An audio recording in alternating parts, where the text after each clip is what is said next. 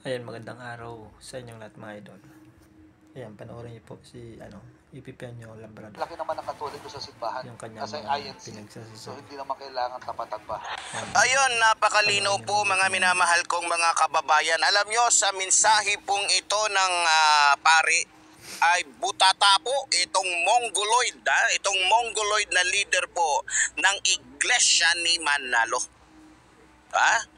Hindi na kailangan tapatan pa sapagkat alam naman ng mga igling, alam naman ng mga igling o ng Iglesia ni Manalo na 1% lang sila sa dami ng mga Katoliko.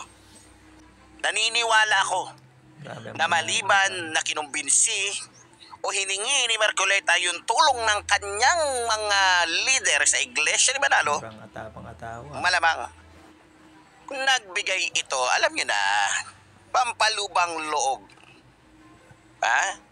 Kumbaga payola para gamitin yung mga membro ng Iglesia ni Manalo nang sa ganon ay iurong o itigil yung impeachment complaint laban dito kay Sara Duterte na sa itsura pa lang ng putang inang babaeng ito na puta pa sa lahat ng puta, na kung saan hindi makontento sa isang titi, naghahanap pa ng iba. At kapag ka nagsawa na sa titi, maghahanap ng babaeng katulad niya na pagsasawaan niya rin. Sobrang talas ng abnormal kasi. Mga idol, Abnormal kasi mga kababayan ko. Ngayong mukhang napaghahalata po mga membro ng Iglesia ni Manalo na talagang mga iglesia talaga na diablo. Diba? Sa taong ito. Halatang halata kayo.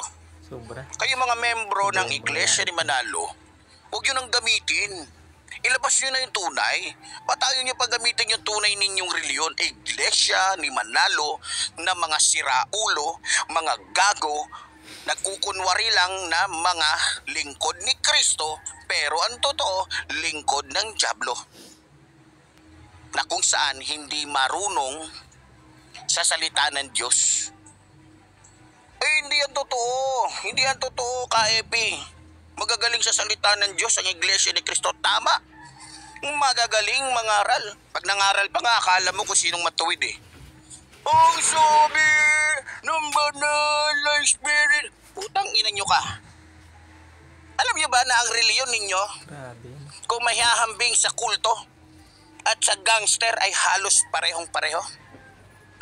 Yung pamamaraan, Yung mga yung diskarte, yung galawan, talagang masasabi mo kulto. At hindi lamang kulto, masasabi mo talaga na para isang fraternity.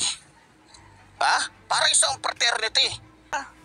Iglesia ni Cristo nagrarally para pigilan na papanagutin yung magnanakaw. Yung Iglesia ni Cristo nagrarally para protektahan yung magnanakaw, yung demonyo na kung saan nagbigay sa kanila ng payola, na kung saan umabot ng bilyon-bilyon. Sa sobrang ma-impluwensya ng Iglesia ni Cristo, maliban na tatakutin ka pa sa batas, magtago ka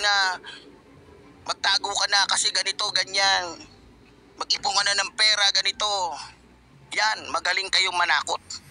Diyan kayo magaling mga Iglesia ni Manalo. Dahil ma-impluwensya kayo? Yes! Paano kayo hindi magiging ma-impluwensya? Yung reliyon nyo, pinagkakapirahan ninyo gamit yung mga politikong nangangailangan sa inyo.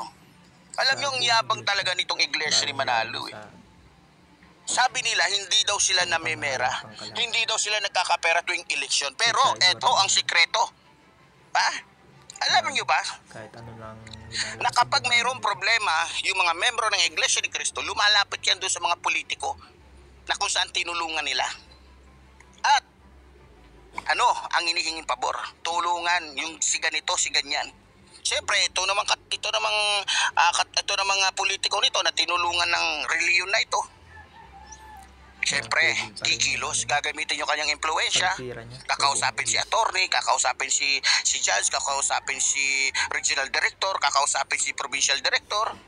Ayun, nagagamit ng Iglesia ni Manalo yung utang na loob sa kanila ng mga politikong sinuportahan nila kahit demonyo pa ito. At hindi lang yan. Ito pa ang natuklasan ko. Ewan ko kung alam ninyo to ha. Biro mo, kapag nanalo yung politiko pala na sinusuportahan ng Iglesia ni Manalo, humingi sila ng pabor. Humingi sila ng pabor sa mga politiko na tinulungan nila. Pwede ba na ipasok mo to sa opisina ninyo, si ganito, sa ganyan? Pwede ba? Ito ang gusto namin na maging ganito. O, ang gusto namin na maging police director dito sa city, ito.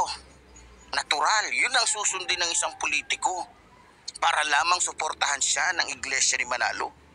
Ang galing, di ba? Hindi daw sila humihingi ng pera, pero ang daming hinihinging pabor. Yan po ang katotohanan, mga minamahal ko, mga kababayan. Ang galing, di ba? Diyan kayong magaling, pati mga membro.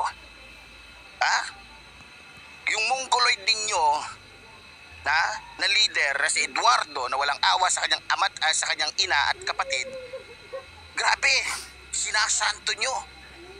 Pero hindi nyo alam, yung pera ninyo, pinagsasawaan ni Eduardo. Kaya nga, alam ko, tuwan-tuwa itong hayop na to simula nung namatay yung kalaban niya. Sino ba yun? Yung inaakasuhan nilang bakla, yung nakulong. Hindi pala nakulong yun, tumakas pala yun. Si Brother Eli, yun ba yun? Kung di ako nagkakamali, ewan ko ako, yun ba yun? Takot na takot to doon, ayaw lumabas. May napanood ako isang video, hinahamon to ng debate.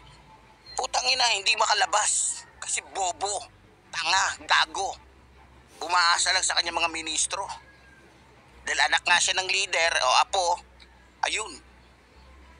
Ginamit yung kanyang pagiging apo o anak ba nung leader talaga na si Felix Manalo. Pero walang alam mo yan, bobo yan. Hindi nga marunong mangaral ng maayos yan eh. Yung pinapangaral niya, nakasulat na kung saan ang gumawa iba. Hindi galing sa banal na espiritu yung kanyang itinuturo. Kasi nga demonyo eh. Kaya scripted lahat. Kaya ikaw, Eduardo, ikaw mongoloid ka. Ayusin mo yung iglesia ng kulto.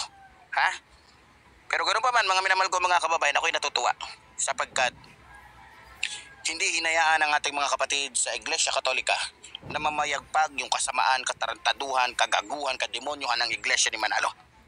Kaya lagi po tayong aantabay at lagi tayong magmamasid sa bawat kilos ng ating mga kalaban na kung saan ang kanilang ginagawa ay hindi para sa ating mga kababayan o sa ating bansa, kundi para lamang sa kanilang mga kapakanan. Kaya muli po, tulad ko rin sinasabi ng lingkod, mabuhay po ang ating inang bayan. Mabuhay po nagmamahal sa ating inang bayan.